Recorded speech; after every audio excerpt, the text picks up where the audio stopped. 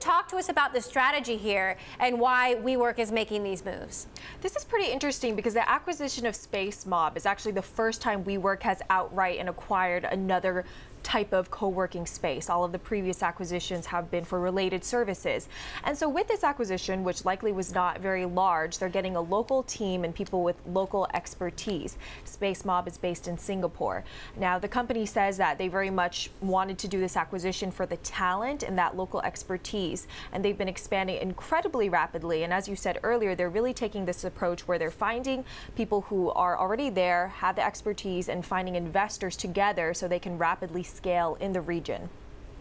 Now, I actually interviewed the head of Spacemob at the end of last year before this acquisition happened. Take a listen to what he had to say.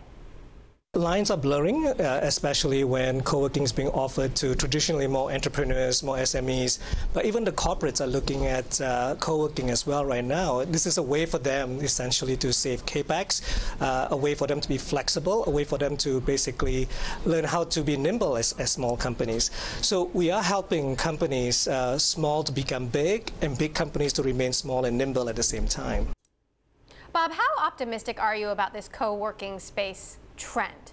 $20 billion. It's impressive that they've gotten this far, but I have to tell you, I've done research on this, and there are a lot of concerns that people have once they've started to actually do this. Because what you find, for example, is they're very noisy environments, and it's hard to get work done in a lot of these places. So when I looked at trends of where people expected to be working over time, those WeWork type situations were growing, but then stalling. And that's the concern. And the other big concern is this has traditionally been a U.S. Business or tech-focused kind of attraction. In other words, you find a lot of U.S.-based tech companies working in these environments. Whether that can transfer culturally and into other industries remains to be seen. Right. Tech startups aren't the only kinds of new businesses out there.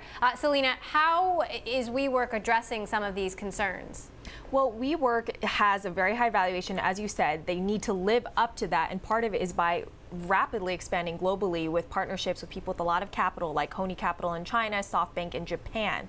Now, a lot of the concerns are that this is kind of a cyclical business. When tech and startups are doing well, WeWork is going to have a lot of business. So they've also made some changes in their strategy to incorporate more enterprises and large businesses like a Microsoft that wants some extra flexible working space.